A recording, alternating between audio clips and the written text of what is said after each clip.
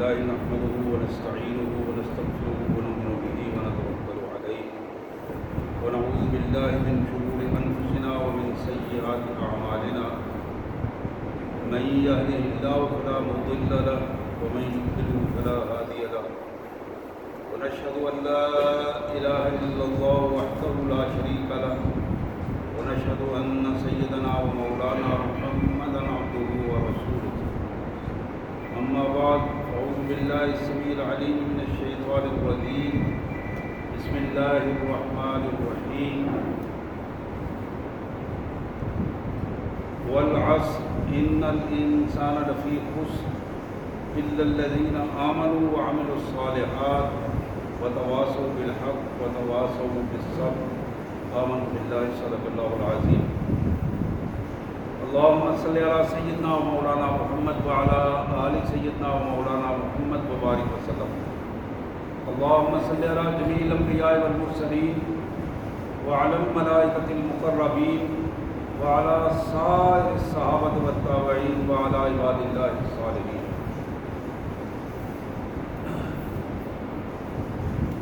اللہ کا پاک کلام قرآن مجید میں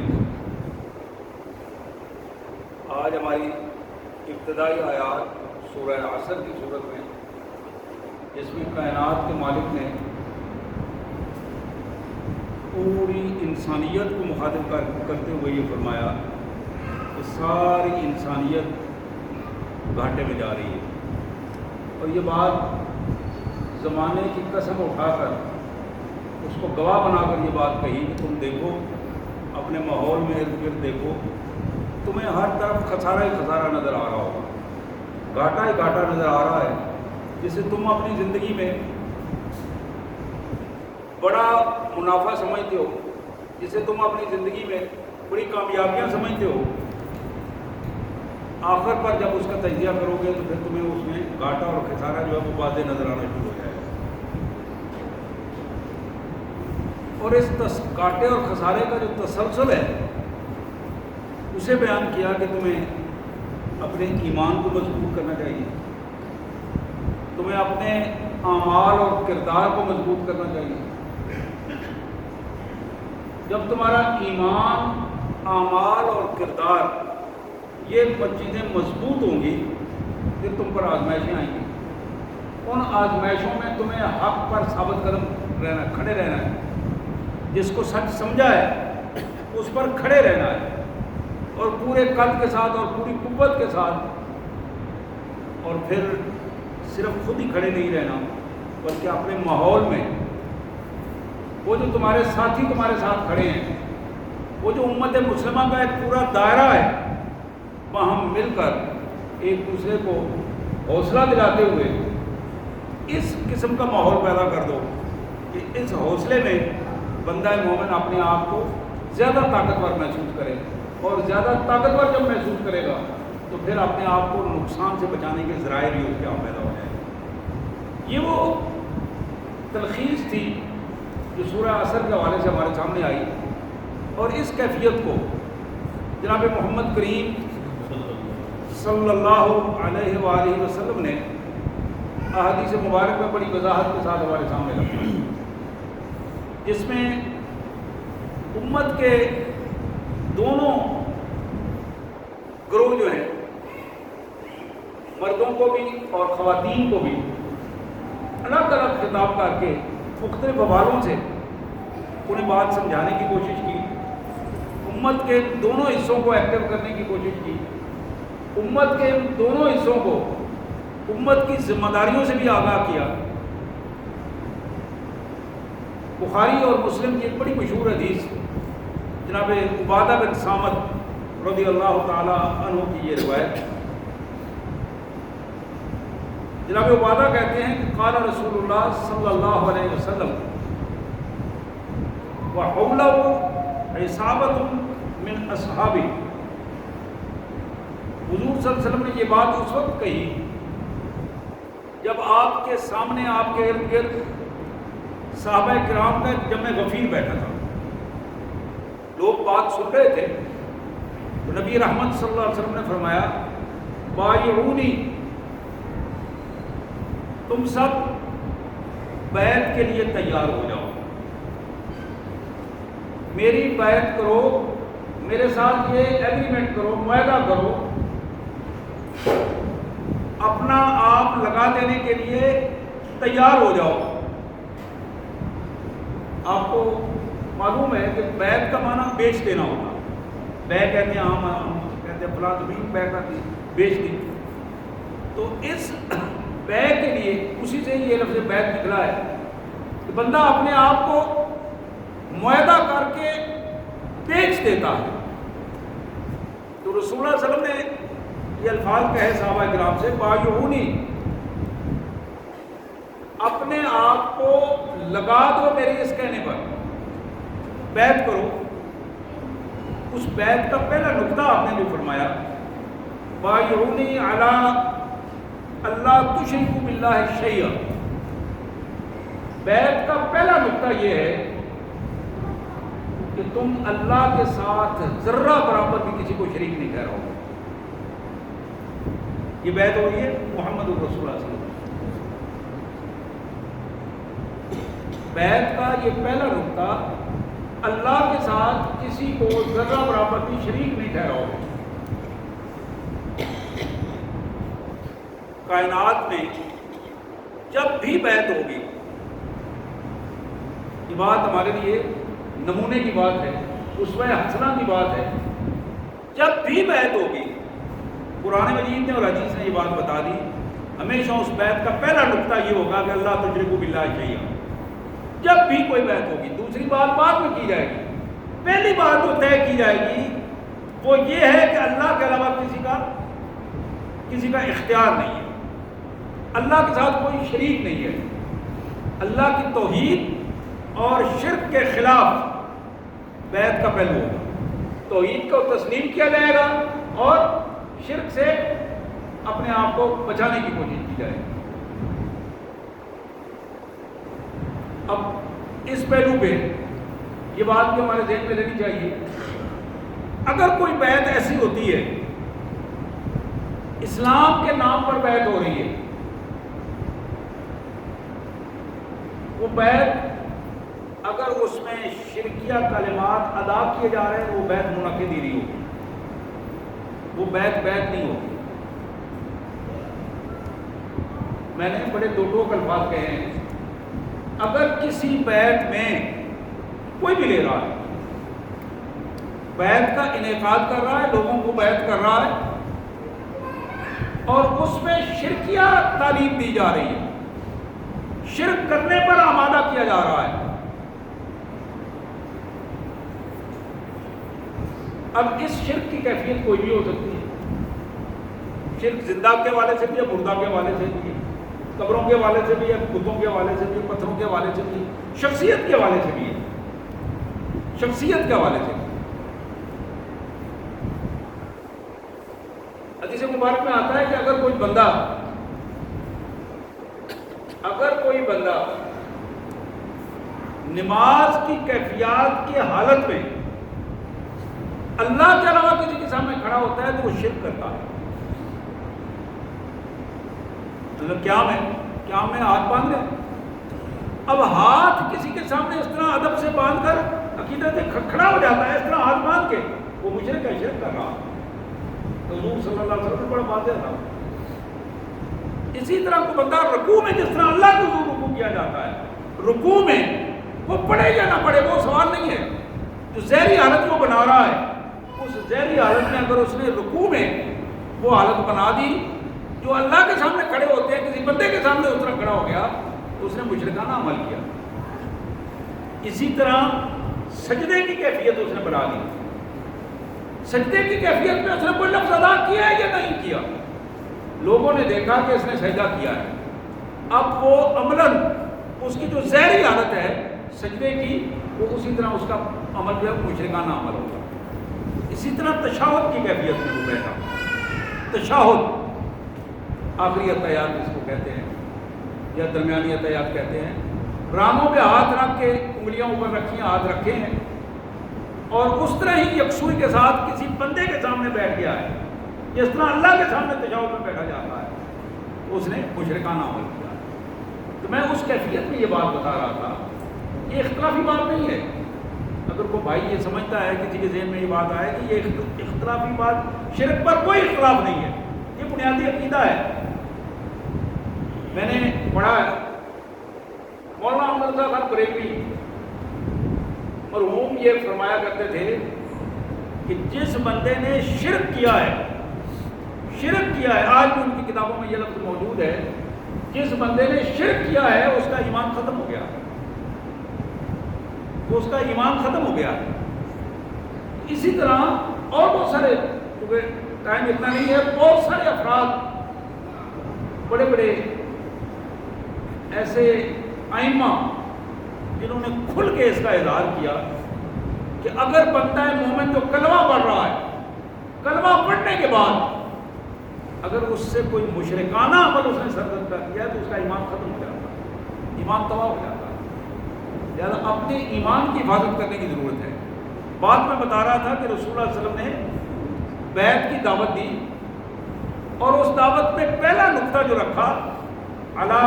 بایعونی الا اللہ تشرکوا باللہ شیئا، میرے ساتھیوں آج تمہیں بیعت کرنی ہے مجھے میرے ہاتھ پر اس پوائنٹ پر کہ اللہ کے ساتھ تم کسی کو ذرہ برابر بھی شریک نہیں کرو گے۔ اب اس بیعت کا دوسرا نقطہ یہ تھا، ولا تسرقوا، تم چوری نہیں کرو گے، چوری نہیں کرو گے۔ سرقہ، ایک سرقہ نماز کا ہے، کبھی آپ نے محسوس کیا ہو، حدیث میں الفاظ آتے ہیں کہ نماز کا چور علم کا سرقہ ہے، علم کا چور ہے، کتابوں کا سرقہ کتابوں کا چور ہے۔ ان میں سے ایک پہ جب آپ غور کرنا شروع کر دیں گے، آپ کو چوری کی اتنی اقسام نظر آئیں گی کہ آپ حیران ہو جائیں گے، اور پھر آنکھیں بند کر کے جب آپ دیکھیں گے کہ آپ کتنے چور ہیں، کس کس سطح پہ آپ چوری کرتے ہیں، تو پھر اندر سے یہ بات جواب آئے گا کہ چوری کی پوزیشن کیا ہے۔ ہم صرف اس کو چور سمجھتے ہیں جو مال چور، پیسہ چوری کر کے لے جائے، یا کسی کا کوئی گھر چوری ڈاکہ مارے چوری لے جائے، بلا شبہ وہ بہت بڑی چوری ہے، معروف میں اسے چوری کہتے ہیں۔ لیکن میرے آقا صلی اللہ علیہ وسلم نے فرمایا کہ ایک آدمی آتا ہے مسجد میں، اوپر نیچے ہو کر پریکٹس کرتا ہے، اللہ اکبر اللہ اکبر سبحان اللہ الحمدللہ کر کے نماز کو اوپر نیچے ہو کے پوری کر دیتا ہے۔ آپ نے فرمایا یہ نماز کا چور ہے، یہ نماز کا چور ہے۔ اس بندے نے نماز درست انداز میں ادا نہیں کی، اس کی نماز قیامت والے دن اکٹھی کر کے اس کے منہ پہ دے ماری جائے گی، یہ نماز کا چور ہے۔ اب اس میں بھی ہمارا کچھ نہ کچھ کہیں نہ کہیں حصہ ہوگا، اس پہ غور فرمائیے۔ میں نے کئی ساتھیوں کو دیکھا، بچپن میں ہم طالب علمی کی دور کی باتیں ہیں، مسجد میں بیٹھے ہیں، نماز پڑھی ہے، فرض پڑھے ہیں، بیٹھے ہیں، ذکر اذکار کر رہے ہیں، دیکھا ایک بھائی نے 2 سنتیں پڑھی ہیں، اوپر نیچے ہو کے پریکٹس کی، پھر 2 بیٹھ کے شروع کر دی، پھر سلام پھیرا، پھر 2 شروع کر دی، وہ لگا ہوا ہے 2 کر کے اس نے 8-10 سنتیں پڑھ لی، نوافل پڑھ لی، مطمئن ہو گیا میں نے ایک اچھی خاصی عبادت کر لی ہے۔ لیکن ایک 2 منٹ میں اس نے 2 نفل کا وہ وظیفہ اپنا پورا کیا، لیکن اسے اندازہ نہیں کہ جو کچھ وہ کر رہا ہے وہ بنیادی طور پر نماز کی چوری کی کیفیت ہے، الٹا اپنے گناہ اپنے سر لے رہا ہے۔ یہ نماز کی چوری جو ہے کہ بذات خود اللہ کے حضور اس کی جواب دہی کرنی ہوگی۔ اسی طرح علم کی چوری میں عرض کر رہا تھا، یعنی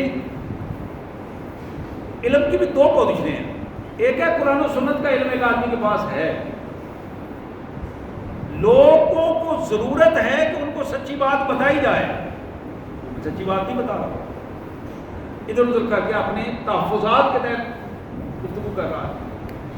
لوگوں کو ضرورت ہے قبرستان میں کھڑے ہو کر جنازے پر، تدفین پر لوگوں کے سامنے بات کی جائے، اچھے انداز میں، اچھے دعوتی انداز میں ان کو بات سمجھائی جائے، لیکن ایسا نہیں ہو رہا. اگر نہیں ہو رہا اس کا مطلب ہے کہ وہ نہ کرنے والا بندہ جو ہے علم کی چوری کر رہا ہے, علم سے غفلت برت رہا ہے. اسی طرح آپ نے کسی بھائی کی کوئی چیز لی ہے, جس کو میں کتاب کہہ رہا تھا, کوئی چیز لی ہے, کتاب لی ہے, کوئی چیز لی ہے, اس کو آپ نے واپس نہیں کیا, اس کا حکم بھی چوری کا حکم بن جائے. واپس نہ کرنا بذات خود چوری کا حکم بن جائے. اور اس کی بہت ساری چیزیں, بہت سارے معاملات. میں نے پچھلے کسی خطبے میں یہ بھی عرض کیا تھا کہ ہم باہر جاتے ہیں, دیکھتے ہیں سامان پڑا ہوا ہے, روڈ پہ پڑا ہوا ہے, سلیبیں پڑی ہوئی ہیں, ریت پڑی ہوئی ہے, بجری پڑی ہوئی ہے, سریا پڑا ہوا ہے. کوئی ٹھیکیدار گورنمنٹ کا کوئی کام کر رہا ہے, ہم اٹھا کر اسے اپنے گھر کے سامنے نالی پر رکھ دیتے ہیں. یہاں ضرورت ہے سیڑھی ایک سٹیپ بن جائے گا, اس کو اوپر نکل جائے گا. تھوڑی سی ہمیں ضرورت ہے, بلا اجازت ہم تھوڑی سی ریت گھر میں لے آتے ہیں, تھوڑی بجری لے آتے ہیں,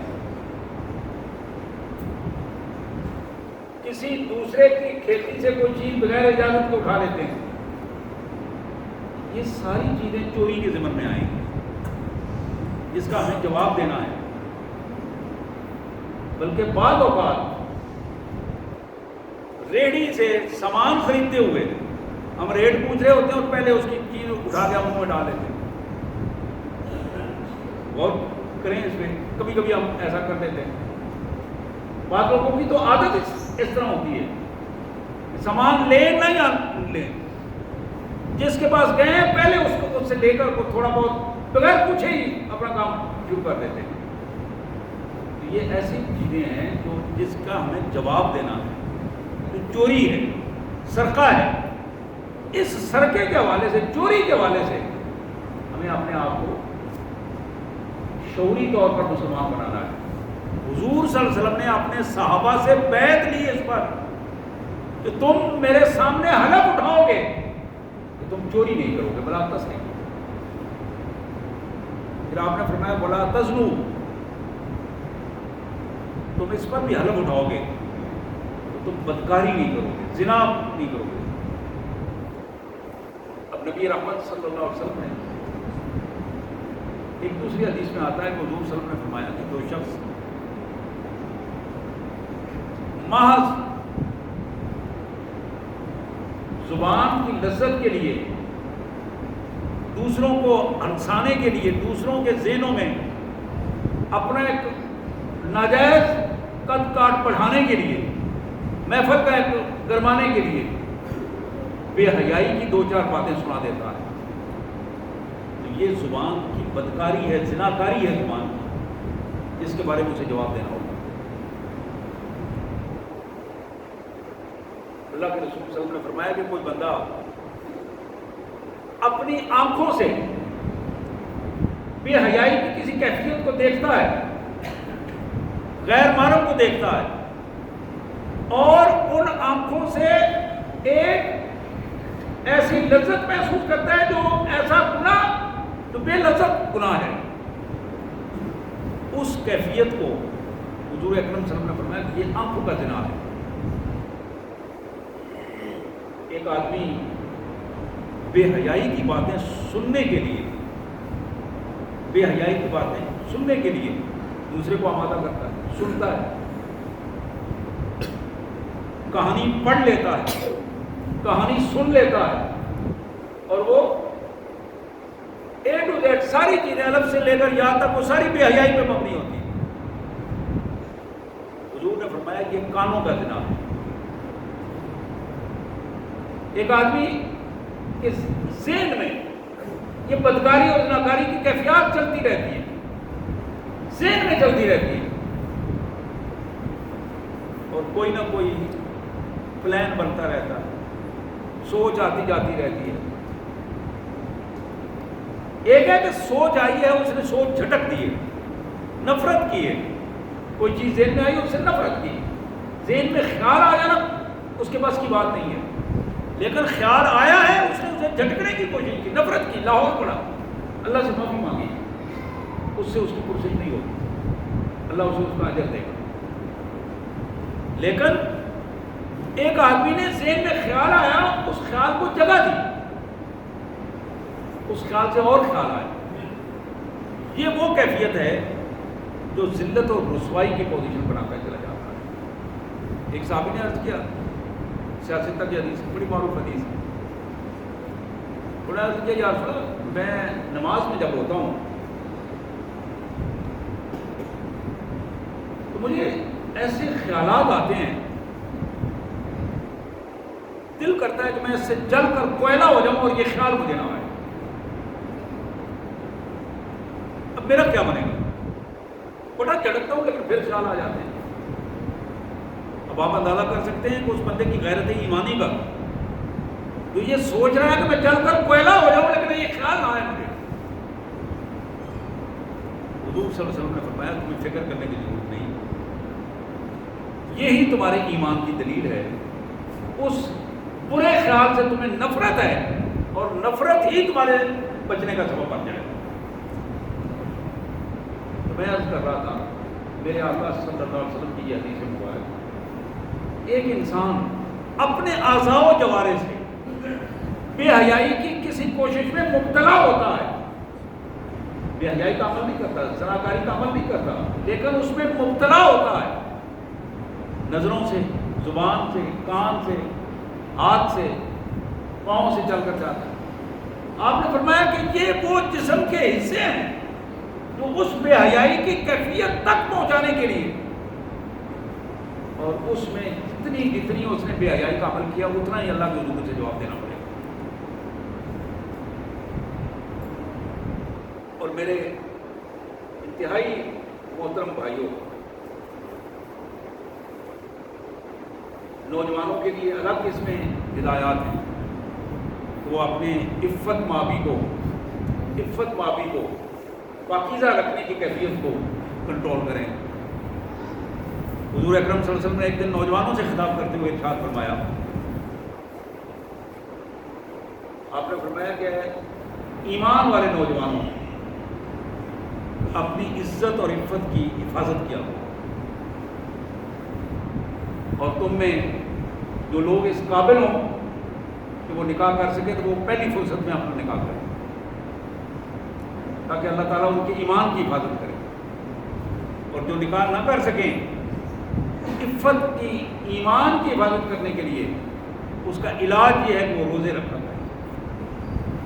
وہ روزے رکھا کریں۔ روزے جو ہیں اللہ تبارک و تعالیٰ ان کی عزت اور عفت کی ضمانت کی سبب بناتے ہیں۔ اسی طرح شیطان کی، ابلیس جو ہمارا ازلی دشمن ہے، اس کی ازد کوشش ہوتی ہے ہم جو سفید ریش لوگ ہیں ان کے ایمان پہ ڈاکہ ڈالا جائے۔ یہ جو ابھی تک ایمان بچا کے آگے لے کے جا رہے ہیں، تو تھوڑا بہت ان کے یہاں موجود ہے ایمان، اس ایمان کو ان کے موت سے پہلے اس ایمان سے انہیں نعوذ باللہ فارغ کر دیا، آخری دم تک اس کی کوشش ہوتی، پیچھے لگا رہتا۔ اس لیے میری عمر کے لوگ جو سفید بالوں والے ہیں، 40، 50، 60، 70، 80، ہمیں زیادہ ضرورت ہے کہ اپنی نگاہوں کی حفاظت کریں، اپنی زبانوں کی حفاظت کریں۔ یہ نگاہوں اور زبانوں کی حفاظت انتہائی اہمیت کی عمل ہے، اور جتنی زیادہ اس کی حفاظت ہوگی اتنا زیادہ ہمارا ایمان محفوظ ہے۔ تو میں عرض کر رہا تھا، یہ تیسرا پوائنٹ تھا۔ اللہ کے رسول صلی اللہ علیہ وسلم نے فرمایا، پہلی بیعت کا پوائنٹ تھا شرک نہیں کرنا، دوسرا پوائنٹ تھا چوری نہیں کرنی، تیسرا پوائنٹ جو بیعت کا رسول اللہ صلی اللہ علیہ وسلم نے بیعت کی جس پر زناکاری نہیں کرو گے، بدکاری نہیں کرو گے، بے حیائی کا عمل نہیں کرو گے۔ پھر فرمایا ولا تقتلوا اولادکم، ولا تقتلوا اولادکم، اپنے بچوں کو اپنے ہاتھ سے نہیں مارو گے۔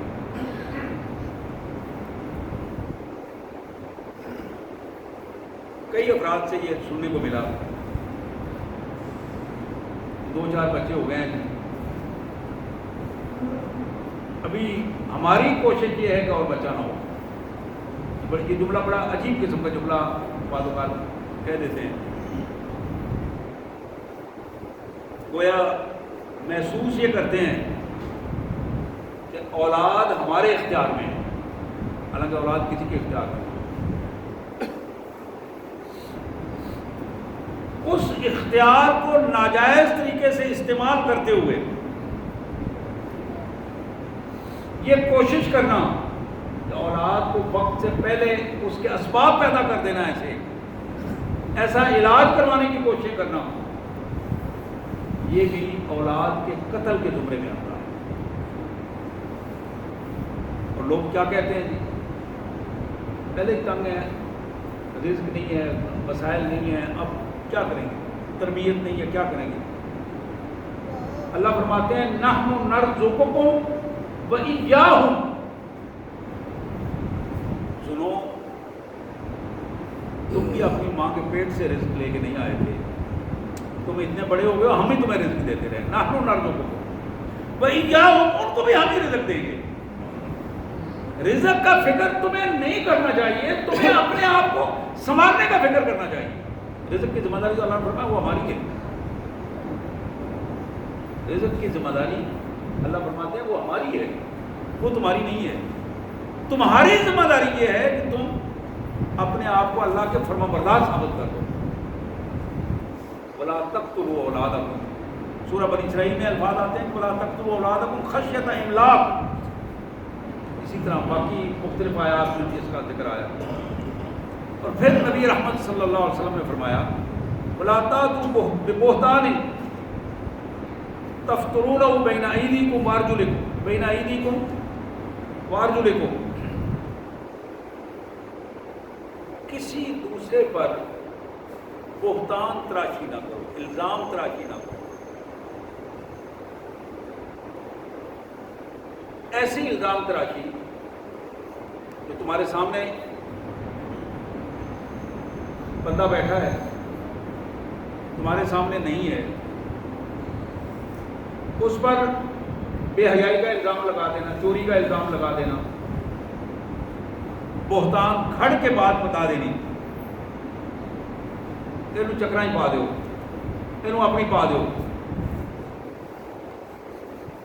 ایسا پلان بناؤ کہ یہ ساڑھے والوں کا تو دیکھ ہی نہ سکے۔ یہ ایسی باتیں ہیں کہ انسان شیطان ایسے ایسے چکروں کی آراء اسے دیتا ہے کہ ان چکروں سے وہ نکل نہیں پاتا اور وہ اس جال میں پھنستا چلا جاتا ہے، اور وہ جال نافرمانی کا جال ہے، اللہ کی نافرمانیوں کا جال بچھتا چلا جاتا ہے اور اس میں وہ پھنستا چلا جاتا ہے۔ اللہ کے رسول صلی اللہ علیہ وسلم نے فرمایا کہ اس پر بھی تمہیں بیعت دینی ہے، مجھے وعدہ کرنا ہے کہ تم الزام نہیں لگاؤ، بہتان نہیں باندھو۔ بالخصوص میں اپنی بہنوں کے حوالے سے یہ بات کہوں گا، جہاں تک میری آواز محترم خواتین تک پہنچ رہی ہے، یہ پوائنٹ قرآن مجید نے اور حدیث میں ان کے حوالے سے خصوصی طور پر رکھا ہے کہ گھروں کے اندر اپنے بہو بیٹیوں پر اس طرح کے الزامات لگا دینے، ان کو بدنام کرنے کی کوشش کرنا، اپنے جھوٹے مقاصد نکالنے کے لیے، یہ ایسا ظلم ہے جس ظلم کا بدلہ دنیا میں بھی انہیں دینا پڑے گا اور آخرت میں بھی دینا پڑے گا۔ اس حوالے سے گھر کے اندر الزامات کی بوچھار کی جائے، گھر کے باہر الزامات کی بوچھار کی جائے۔ آج اپنی بہو دوسرے کی بیٹی پہ الزام لگ رہا ہے، اور کل میری بیٹی جو دوسرے کی بہو بن کے گئی ہے وہاں اس پر الزام لگ رہا ہے۔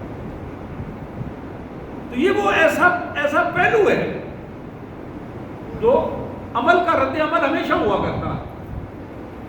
مکافات عمل کا ایک نظام ہے جو پوری دنیا میں چل رہا ہے،